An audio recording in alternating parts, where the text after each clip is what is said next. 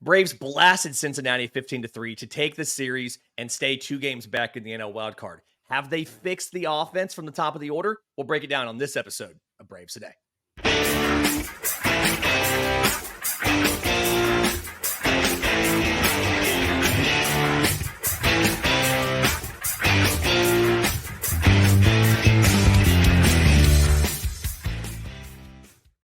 Yes, welcome on in to Braves Today for Friday, September 20th. I'm your host, Lindsay Crosby. You can follow me on Twitter at Crosby Baseball. He's Christian Rauh. You can follow him on Twitter at Christian S. Rauh, R-A-U-H. You can find all of our written work, bravestoday.com. I had takeaways from yesterday's game. Those are up now. Christian has a piece dropped this morning about how Ozzie Albies has done batting right-handed against righties. You'd be surprised. It's even a smaller sample size than we thought. But before we get into Ozzie being back this weekend, before we get into the rotation of who they're going to throw in Miami, I want to talk about the series finale against Cincinnati. 15-3, obviously, fantastic Braves victory, was really never in doubt.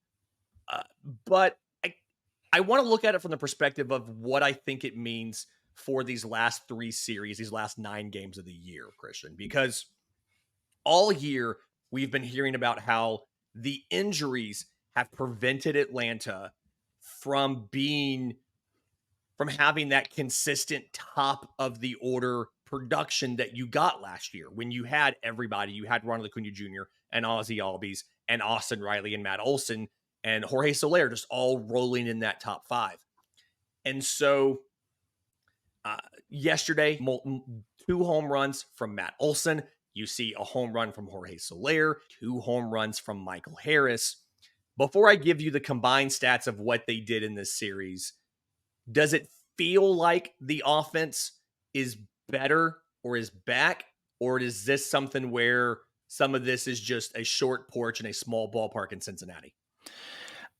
I think you have to give a little bit of credit to Cincinnati's ballpark. I think it would be unfair if you did not do that, especially because of how the Braves offense has been all season long. Right. But they're starting to figure it out, Lindsay. And you've seen it over the past couple series. They've had a couple hiccups, which have been frustrating because of what we have been expected to see, what we have been used to seeing, I guess you should say, all season long with this Braves offense. But I think they're finally starting to figure it out. You're starting to see that the right guys make the right pitches, hit the right pitches, and they're getting rewarded for it finally. Something that was not happening at the beginning of the season. Something that was we were having a hard time getting those home runs. How many balls were hit to the warning track this year, Lindsay? We're finally starting to see that here in the late summer months, and it's happening at the right time for hopefully a postseason run. Yeah. So to illustrate how well that top 4 of the order did, pull the stats from the entire series. Collectively in the 3 games, Harris, Soler, Ozuna, and Olson went 20 for 49 with 10 home runs and 20 RBI, right? Tuesday, they were 6 of 17, 3 homers, 4 RBI. Wednesday, 6 of 16, 2 homers, 4 RBI. Thursday, 8 of 16, 5 homers, 12 RBI. I think Matt Olson has quietly been hitting pretty well for a while now. I don't really think he gets recognized for being back, but he is back. Matt Olson is, in the last 30 days, he is batting 300 with 27 RBI in 27 games. So he started off slowly, mind you. His OPS is nearing 800. He has 28 home runs. He has 94 RBI. He is within reach of another 3,100 season. He's had 3 consecutive of those, which is the longest active streak in baseball somehow. And it feels like he's going to be able to he could get it 2 home runs in the next 9 days, 6 RBI in the next 9 days. It feels like he's going to be able to do that. To me, I think Michael Harris getting hot is bigger simply because he's your leadoff hitter and you just have not gotten good leadoff production this year. Am I crazy for thinking it's a bigger deal what Michael Harris did in this series than Soler or Olson or anybody else? No, I think my only argument would be Ozuna because he finally broke his home run drought streak and RBI drought. Yeah. an RBI drought. So I think that would be my only argument to that one. But I'm right with you. I think having Harris start to step up and be that leadoff guy. I mentioned it in the takeaways a few days ago, where I think there might even be a possibility of a competition of who will be the leadoff next season once Ronald Acuna comes back. And that's a good problem to have. That's going to be a very good problem to have for the Atlanta Braves, where you have multiple players that can produce at the top of the order. And what will probably happen is he will move back to the 9 hole. Don't get me wrong, but regardless, having that leadoff spot solidified, something that, as you mentioned, has been an issue all year long. Kellenic looked good for a minute. We saw, I think, we saw Arcia there for a minute. There was just not many spots that the Braves have been able to help out with this leadoff role. Harris Yeah. is finally doing it. So I agree with you. I think he is the most important piece this weekend to get hot. But Ozuna, you got to mention Ozuna. He got that home run finally. He finally did it, Lindsay. Yeah, he got off the home run skid. He got off the RBI skid, had a big game on Wednesday, continued on Thursday. On the last note on Michael Harris, since he came back on August 14th, he has 15 home runs this season. 10 of them have been in the 33 games he started since he came back on August 14th. He hits 4 in this series. He goes 6 for 16. Again, 4 home runs here, but he has 10 in the last 33 games. He's OPS of almost 780 during that stretch. So Mention that stat again. What was it? 20 for what between those three guys? 20 for 4? yeah, they were 20 of 49 with 10 homers and 20 20 of RBI. 49. The top 4 in the order across those 3 games. Put that in 20 of perspective real 49. quick. 20 for 49, that's a 408 average like on average between those 4 players. That's like having 4 Ted Williams at the top of your lineup. Put that in perspective. And they hit 10 home runs and drove in 20 and drove in 20. Yeah. That's not a bad it's not a bad week, honestly. That's not a I'll take bad 4 that's Ted not Williams. Yeah, I'll take 4 Ted Williams. Chris Sale, we got to talk about what he did in this game. He goes 5 innings, 2 runs, gets the lowers his ERA to 2.38. He is obviously leading all of baseball in strikeouts and wins and in earned runs. 225 strikeouts, 17 wins now. The team is 22-7 and Chris Sale starts, which is always nice. But there was a little bit of a concern here about Chris Sale's velocity, right? This has come up before with him. He averaged 92.7 on his fastball. It was 2+ mile an hour down from his season average. He dipped below 90 miles an hour a few times in that final inning, 89.4 once, 2 more at 89.7. Sale did talk after the game to the media and said one, it was a day game, it was hot, he had to find a way through it, and that the fastball felt weird. And if you look at the spray chart, and I have this in the takeaways at bravestoday.com, he had a lot of fastballs and sinkers that missed way up out of the zone. Catcher stand up to not let them hit the backstop, missed. And so you could see he started mixing the changeup in a lot more. Of his 18 whiffs, as always, 11 were on the slider, but 5 were on the changeup. He really just adjusted the mix to get through. And I did some digging after the game. His 5 highest fastball average velocities this season and his 5 lowest average fastball velocities this season. And it's a very clear trend where his 5 highest, the Yankees, the Dodgers, the Brewers, the Diamondbacks, the Twins, all teams that are either in the postseason already or like the Twins and the Diamondbacks contending and as of today are postseason teams. His lowest fastball velocities was yesterday at Cincinnati, Colorado, Toronto, the Cubs, the White Sox, teams that are not postseason contenders. And so it's very obvious that he's more willing to sacrifice some velocity to dial in his command and get through an outing when he needs to. And the patterns on those, the dates on those, he had two of those games were back to back, Colorado and Toronto. And then he turned right around and faced LA, the Dodgers, the next week and had the second highest average fastball velo of his season. So I'm officially no longer concerned when I see Chris Sale's velo down 1.5 miles to 2 miles an hour off of his average if you're playing a bad team. I feel like he's going to be fine to face the Mets. Snitker did talk. Mark Bowman of MLB.com talked to Brian Snitker after media availability and kind of clarified that the team is open to moving him up in the Mets series so that he's also available for game 162 if need be. Yeah, that one game 162 would be a late afternoon game. So if you are concerned about his velocity because of it being a day game, that could be something to keep in mind. That's a 3:20 Eastern game. But all of the rest of the Mets In series Atlanta at home. Yeah, in against the Atlanta, Royals. right? All the rest of the Mets series are evening games, so his next start will be a 7:20 start. So if you did have any concern about his velocity because of the time he played, then you should be able to relax that with his next start because it will be an evening game against the Mets. So something just keep in mind. I think that it's this late in the season. I think it's still worth keeping an eye on, regardless of Mhm. the opposition, if it's a winning team or a losing team, as you mentioned, Lindsay. But regardless, Chris Sale's had one hell of a season, and hopefully he can continue that into not just 162, but October. I want to see Chris Sale pitch this season in October. Yeah. Chris Sale now with this start has the record 18 consecutive starts or two or fewer earned runs. He was originally tied with Walter Johnson in 1919 and King Felix Hernandez in 2014. At 17 starts, he now solely has possession of that record. Wow. Uh, in just a minute, we'll talk about the return of Ozzie Albies, the weekend's rotation, what to expect against the Marlins, and the wild card race. We'll do that next, right here on Braves Today. Welcome back to Braves Today. Lindsay, Crosby, Christian, Rauh. You can find all of our written work, bravestoday.com. And so Ozzie Albies did not play with Gwinnett last night. Gwinnett is in Jacksonville taking on the Stripers. He went ahead and traveled down to Miami. He's meeting the team down there. I believe he was going to meet up with them last night when they got into town, and he is expected to be activated. As of time of recording, they have not officially done that roster move, but it's going to happen between time of recording and time of this show going up. We don't know what adjustment is going to be made on the roster to bring Ozzie back.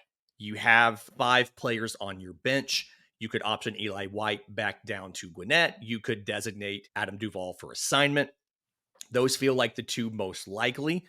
You could theoretically see them move on from Kevin Biggio as well. They added him just last week. They traded cash considerations to the Giants for him. So we don't know what the corresponding move is, but we do know that he is expected to be back in the lineup on Friday night, batting solely right handed against some right handed pitching for the Marlins. How confident are you that he's going to be fine for this series? I don't think you can be truly confident because we just haven't seen so much of it.